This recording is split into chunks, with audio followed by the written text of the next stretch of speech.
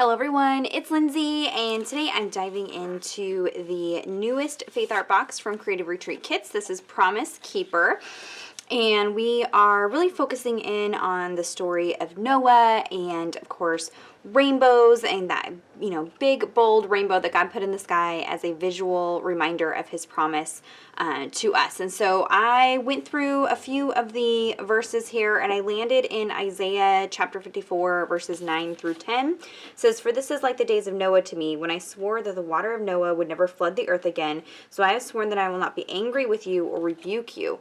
Though the mountains move and the hills shake, my love will not be removed from you, and my covenant of peace will not be shaken, says your compassionate Lord." So just reminding us that he is a promise keeper and that he has sworn that he will not be angry with you or rebuke you. And I think some of us really need to remember that God doesn't get angry with us. We do things, I'm sure, that are not what he would have us be doing and isn't pleasant for him, but he doesn't get angry with us. And so I wanted that to just be a reminder. And so I'm going to do something really different today. I kind of tested it out on a scrap piece of paper, but that's why I like doing these videos, so I can try it and mess it up so that you don't mess it up in your Bibles. So I recently bought a Brayer and have been trying to think of some creative ways to use this with my Bible journaling. So I'm going to use this with some distressed oxide inks today. I pulled out some rainbow colored ones. I have the swatches I think were posted in the Creative Retreat Facebook group. I have them over on my blog post for the unboxing, so you can see which colors I've pulled to go along with this kit. But these are the colors that I have pulled out. Now, I am working in the Illustrating Bible, which has thicker pages, but I am going to prep with some transparent watercolor ground, only because I want to add some water, and I think it's going to be very heavy-handed with the ink, and so I don't want horrible bleed through. A little bit of bleed through I don't mind, I can deal with, but I kind of think that this is going to be a technique that's really going to bleed through. So I'm going to go with the transparent watercolor ground. I prefer this over gesso because it does have some absorbency to it, and so I think that it'll play well with the Distress Oxide inks, and the Distress Oxides will actually dry. When you put Distress inks and Distress Oxide inks over gesso or matte gel medium, they have a tendency to not want to dry because it's a non-porous surface. So this creates a little bit of a porous surface. So I have the kit here. We're going to maybe do some embossing, things like that. So let me go ahead and put you on fast forward. We'll jump in. I have no idea where this is going to go or what's going to happen. So let's go on an adventure together. Okay, so this page definitely turns out to be a bit of an adventure. So I'll point out along the way ways to make this easier on yourself and learn from my mistakes. But I'm starting with the transparent watercolor ground. I'll have everything linked down below for you guys. I like to apply this to the page with a gift card or a paint card. This way I get a very nice, thin, smooth application. So I do cover the whole page, and then I dry it, and then I add another layer, and then I dry it, and then add another layer, and I dry it. So I added like 3 or 4 layers, thin layers of this transparent watercolor ground. The directions do say to let it cure for 24 hours. I'm lazy. I just heat set it really, really good, and it seems to work just fine for me.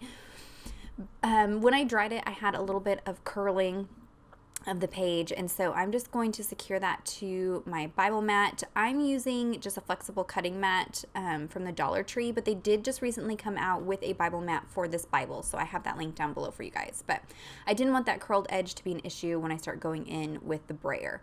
So we're going to start adding some color. So I'm taking my Brayer and just rubbing it through the ink. This is picked raspberry, and you can see I'm only inking up like 1 inch to 1.5 inches of the one edge, the left hand side. And then I'm going to run that along the page, letting it kind of fade out towards the top, and then I'm going to completely clean it off in between layers and colors, that way I don't have too much mixing. So I'm going to go in with Squeeze Lemonade, same thing, just inking up just about 1 inch to 1.5 inches of the left hand side of the Brayer. You want a good amount of ink, but you don't want too much ink, and you want to make sure you get the entire, like, all the way around covered. You could try this with acrylic paints or pigment inks. Use what you have in your stash. I just like the colors of the oxides, and I'm going to do a technique here in a minute that's unique to the oxides. So now going in with Mowed Lawn, same technique. I'm just overlapping the colors ever so slightly, rubbing it back and forth, and letting it kind of fade out as I go up the page. You may want to practice on a scrap piece of cardstock before you do this, just to get a feel for how the Brayer works and how the color gets laid down. There is Mermaid Lagoon, and you can see it was really mixing with that green. The Mowed Lawn, I had a lot of difficulty with it not wanting to dry on this page, which we'll deal with here in a second. Last is Dusty Concord, and then I'm going to go ahead and heat set this really, really well, but I'm noticing that it's still feeling a little tacky.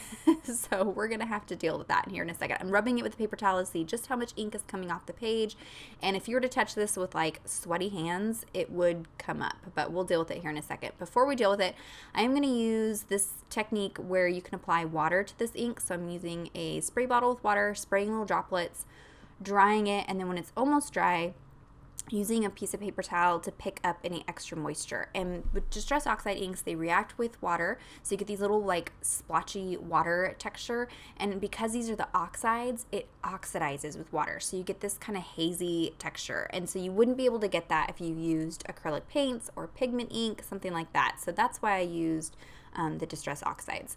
Now this purple was a little bit dark over the text, and I was kind of having a hard time reading the text, so I just activate it with water and pick up extra pigment.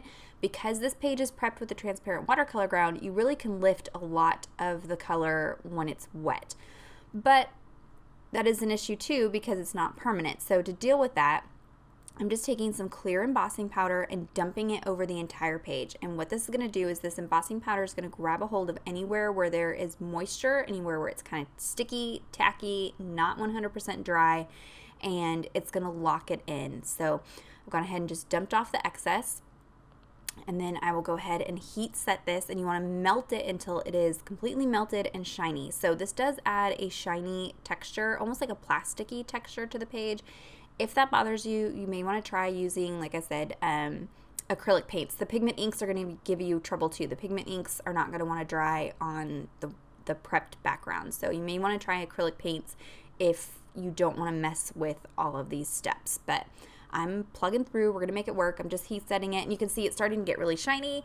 It really kind of deepens and intensifies the colors, but now that color is completely locked into the page. It's not going anywhere. It's not going to move. It's not going to activate with water because it's trapped underneath the embossing powder. So that's always been my solution for dealing with products that don't dry on top of like gesso or vellum, things like that. Now I did want to go ahead and white heat emboss my title. So I'm using my powder tool and dusting that over that because I don't want the white to stick to the clear.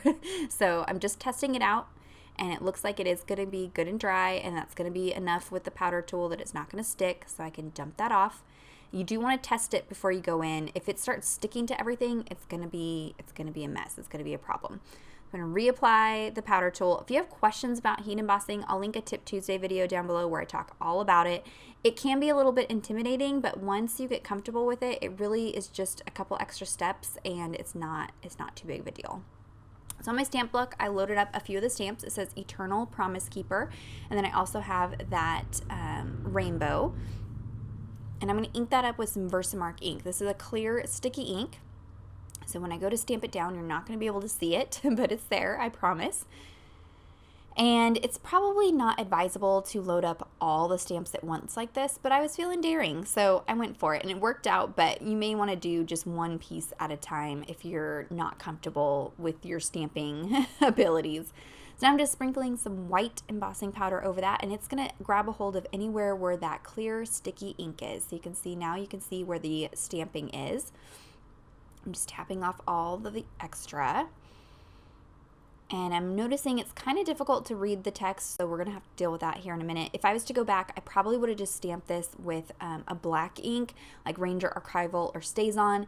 If you're stamping over clear or like any embossing powder, you want to use a permanent ink like StazOn or Archival ink. But I'm committed at this point. Now I'm heating this just enough for the white to melt, but I don't want to overheat it because I don't want the white to mix with the clear, because then you get weird bubbles and things like that. But this works.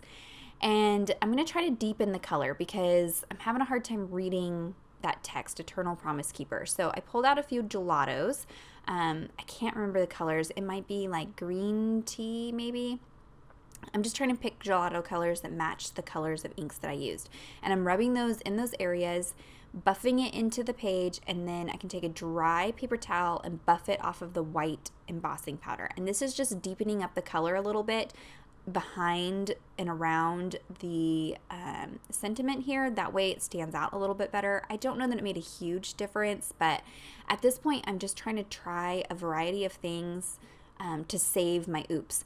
If you want to skip all of this, like I said, stamp in black ink. It won't be an issue, but this is what I'm working with. So I did the pink, the yellow was buttercream, the pink was bubblegum, the green was probably green tea or lime maybe.